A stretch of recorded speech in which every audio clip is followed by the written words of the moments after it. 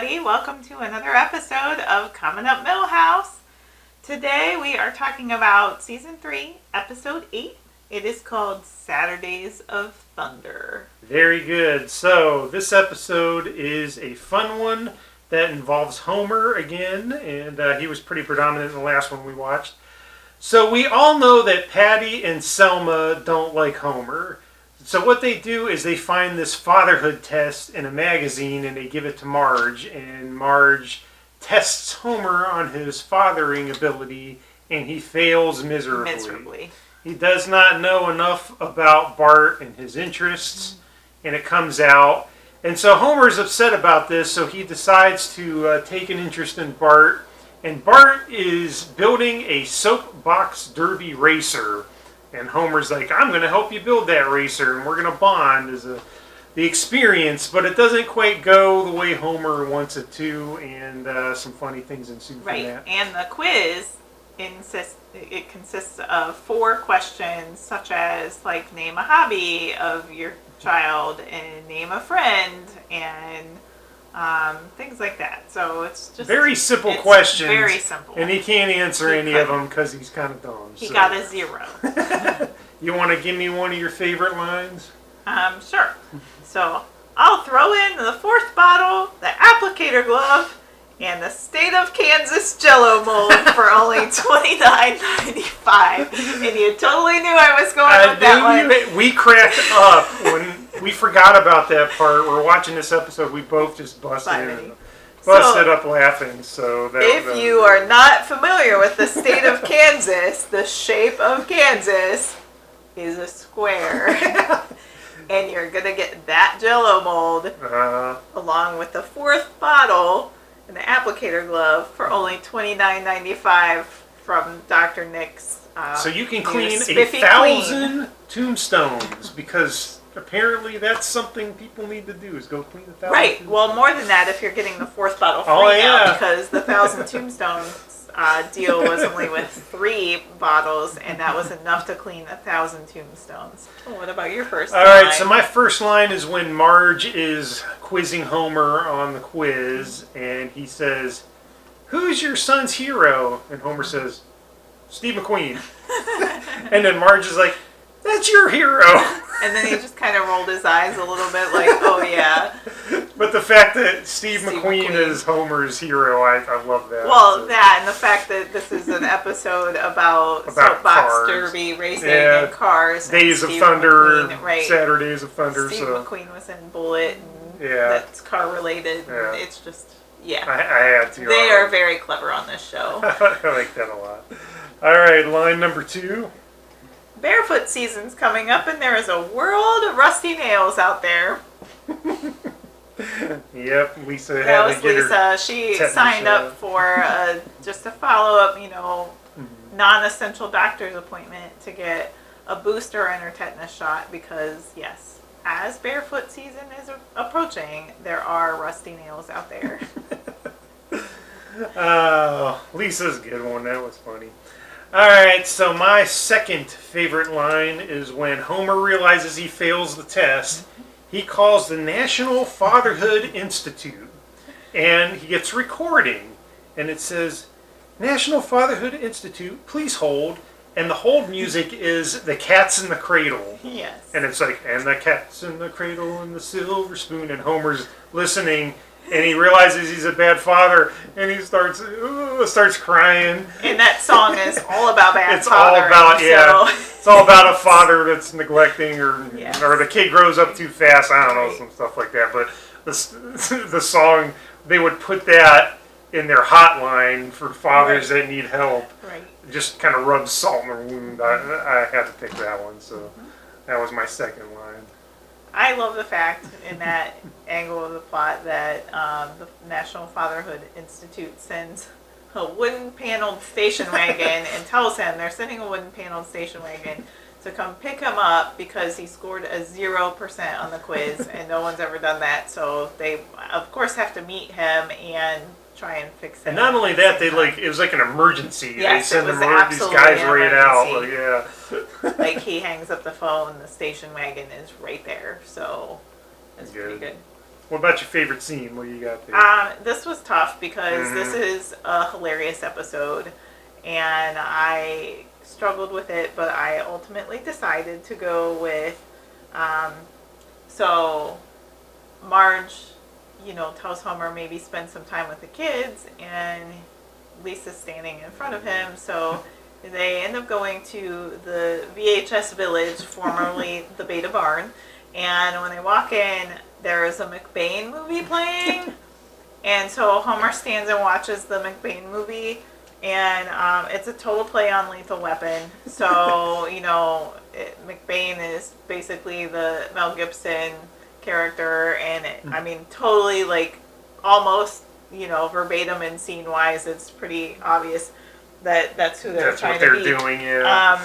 But I chose this as my favorite scene because in the movie, the bad guy is behind the counter of this diner, and there's a moped back there, and he pulls a gun out of a turkey carcass that hasn't gone in the oven, obviously, but I'm pretty sure that if you saw a moped behind the counter and a shifty looking dude, you would know that that's the bad guy, because it just doesn't seem like it should belong behind the counter at a diner. It's like they're so making fun of the overtopness of action movies that they just overtopped it. It was hilarious. Yeah. So that's my favorite scene.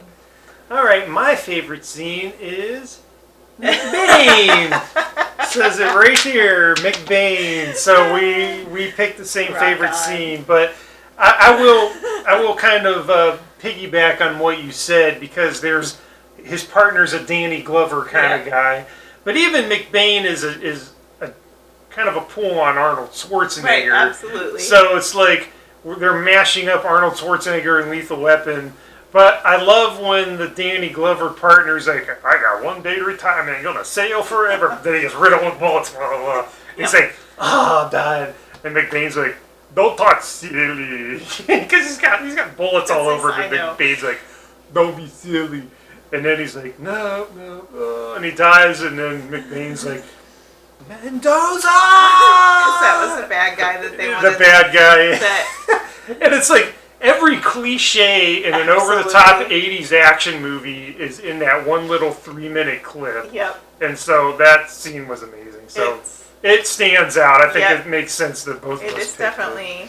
my backup favorite scene was the infomercial at the beginning, which, obviously, because, Troy McClure is in it, and Dr. Nick is in it, and you all, if you've been watching this show episode by episode, you know that I like Troy McClure. He's one of my favorites. So that's, and plus it's just a hilarious scene.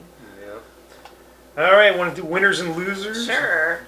Let's do losers first today. Okay. Go ahead with your loser. So my loser is when they go to the video store and they see all this, Homer ends up renting a videotape that is football's greatest injuries. And so he goes home and he's watching it, and there's a player they call the Gazelle because he can leap around the field like a gazelle, but some other player clotheslines or face masks him and breaks his neck. And so I picked the football player who got his neck broken in the football's greatest injuries, because that did not look like that felt good. Well, he did not.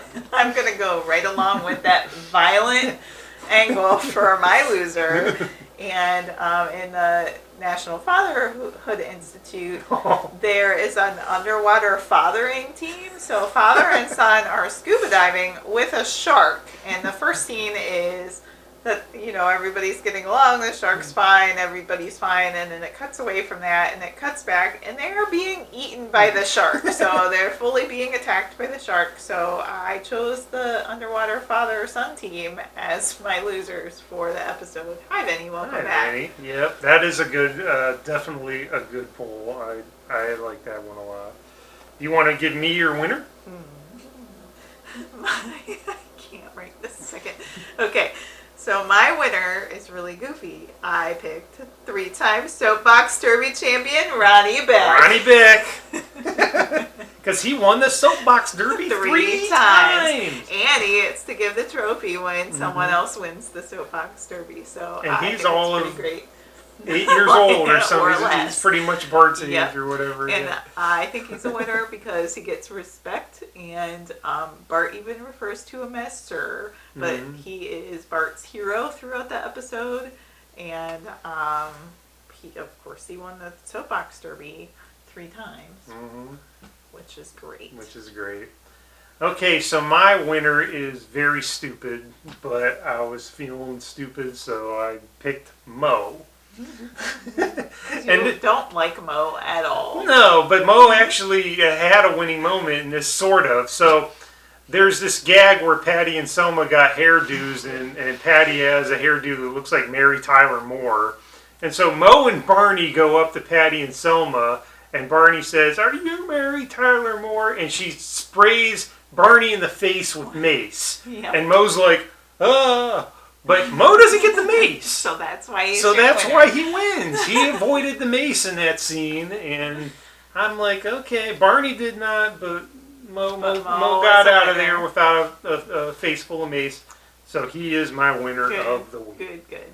Alrighty, so that is Saturdays of Thunder. Any other fun thoughts? I have a couple things. So I don't know. I've never actually given this any thought until just 2 seconds ago. But this episode is all about soapbox derby racing, and I know that's a huge thing in Akron, Ohio, which is just I don't know, 8 minutes north of where we're sitting right now.